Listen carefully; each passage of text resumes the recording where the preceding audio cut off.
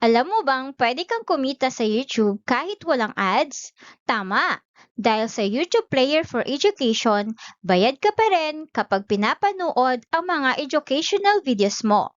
Sa video na ito, ipapaliwanag ko kung ano ang Player for Education, paano ito gumagana, at paano kakikita kung educational ang content mo. Kaya, siguraduhin tapusin mo ang video na ito para maintindihan kung paano ka makikinabang sa programang ito ng YouTube. Okay, kung ready ka na, let's go! Ano ang YouTube Player for Education? Ang YouTube Player for Education ay isang special na version ng YouTube Video Player na ginawa para sa mga paaralan at online learning platforms. Narito ang simpleng paliwanag. Ano ang layunin nito? Ang layunin nito ay upang magamit ang mga YouTube video sa pagtuturo ng walang patalastas o distractions tulad ng komento at mga suggested videos. So, paano naman ito ginagamit? Inilalagay ito ng mga paaralan o educational apps sa kanilang website o learning system. Kapag pinanood ng estudyante ang video doon, walang lalabas na ads at nakatuon lang sa leksyon ang video. So para naman sa mga creator, kahit walang ads, may kita pa rin ang mga creator kapag pinapanood ang kanilang educational video sa YouTube Player for Education.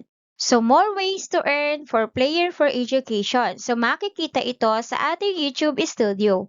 So pwede kang kumita kapag pinapanood ang iyong mga video sa YouTube Player for Education.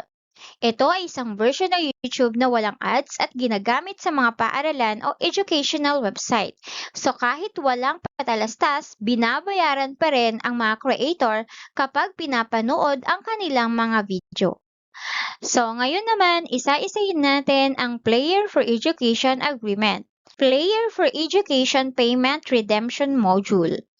So this Player for Education Payment Redemption Module is made pursuant to and incorporated into the terms under which you participate in the YouTube Partner Program, which is the terms, and is effective from the date you agree to this module, the module effective date. Capitalized words used but not defined in this module will have the meaning given to them in the terms. Sa Tagalog, ang module sa pagkuha ng bayad para sa Player for Education or tinatawag nating module ay ginawa alinsunod at isinama sa mga tuntunin ng iyong paglahok sa YouTube Partner Program, which is ang mga tuntunin, at magiging epektibo mula sa petsa na iyong tinanggap o sinang-ayunan ang module na ito, which is ang petsa ng pagkakabisa ng module. Ang mga salitang nakakapitalize na ginamit ngunit hindi ipinaliwanag dito ay may kahulugang nakasaad sa mga tuntunin. So ang una sa agreement na ito ay ang applicability.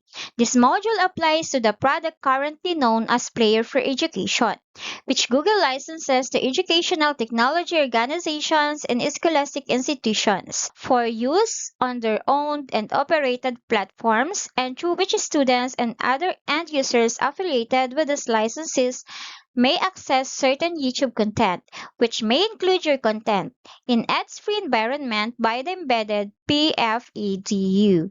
For clarity, this module does not apply to any advertising or subscription revenues which may be payable to you pursuant to the terms. So, in short, ang module na ito ay para sa YouTube Player for Education na ginagamit ng mga paaralan at educational platform para mapanood ng mga estudyante ang mga video ng walang patalastas. Hindi kasama rito ang kita mula sa ads o subscription.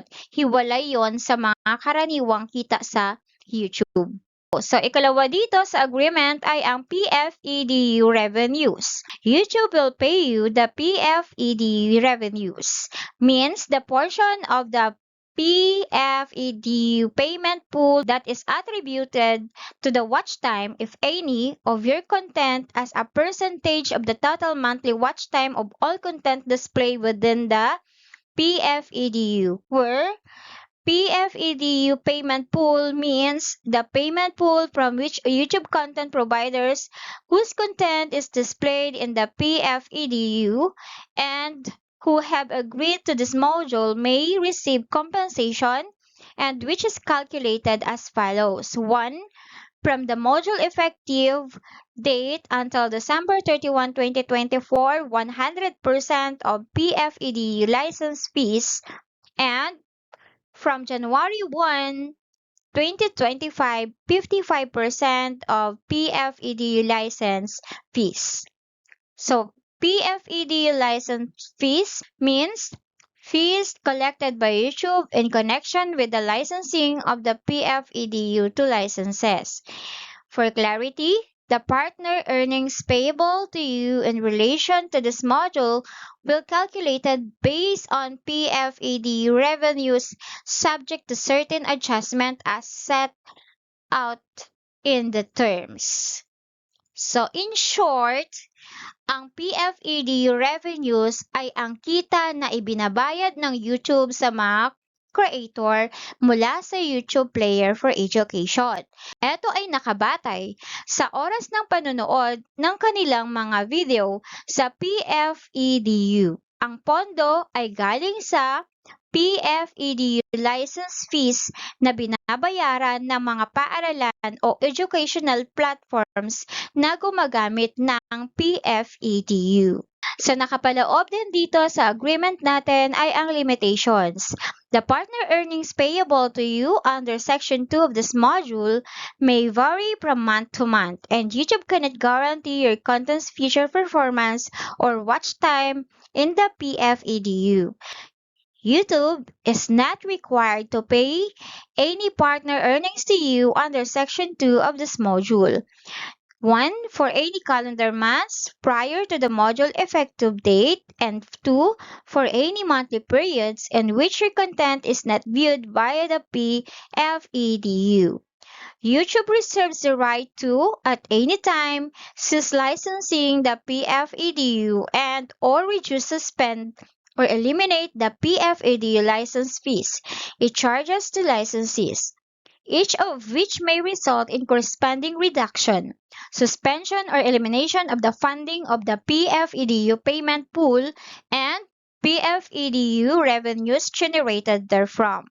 Your content will only be viewable through the PFEDU and eligible for partner earnings under this module if and to the extent that embedding on the third-party sites is enabled for such content via your YouTube user account settings. In short, ang kita mo mula sa PFEDU ay maaaring magbago bawat buwan at walang kasiguraduhan ang YouTube sa dami ng manonood. Kung hindi napanood ang iyong video sa PFEDU or bago pa nagkabisa ang kasunduan, walang bayad. Maaari ring itigil o bawasan ng YouTube ang PFEDU anumang oras. So kasama sa agreement natin ang miscellaneous. This module replaces any and all previous or current agreements between you and YouTube relating to your eligibility to receive payments in connection with the PFEDU. By clicking accept, you represent that you are agreeing to this module and that you are at least 18 years of age, or you are the parent or guardian of a YouTube Partner Program participant aged between 13 and 18 and are agreeing to this module on their behalf. In short, pinapakita ng kasunduang ito ang lahat ng dating kasunduan tungkol sa bayad sa PFEDU. Kapag nag-click ka ng accept, nangangahulugan ito na sumasang-ayon ka sa mga tuntunin at dapat ay 18 pataas ang edad or magulang o tagapag-alaga kung minor de edad ang kalahok. So sa last part, makikita natin ang box na to ay accept the player for education terms. So i-click lang natin ang box and then click natin yung accept. So kapag in-accept mo na ang terms and conditions ng YouTube Player for Education, ito na ang makikita mo sa iyong YouTube Studio. So, you are earning from YouTube Player for Education and congratulations! So, that's all for now and thank you for watching. So, kung nakatulong sa iyo ang video na ito at gusto mong kumita rin sa YouTube Player for Education, huwag kalimutang i-like, mag-subscribe at i-turn on ang notification bell.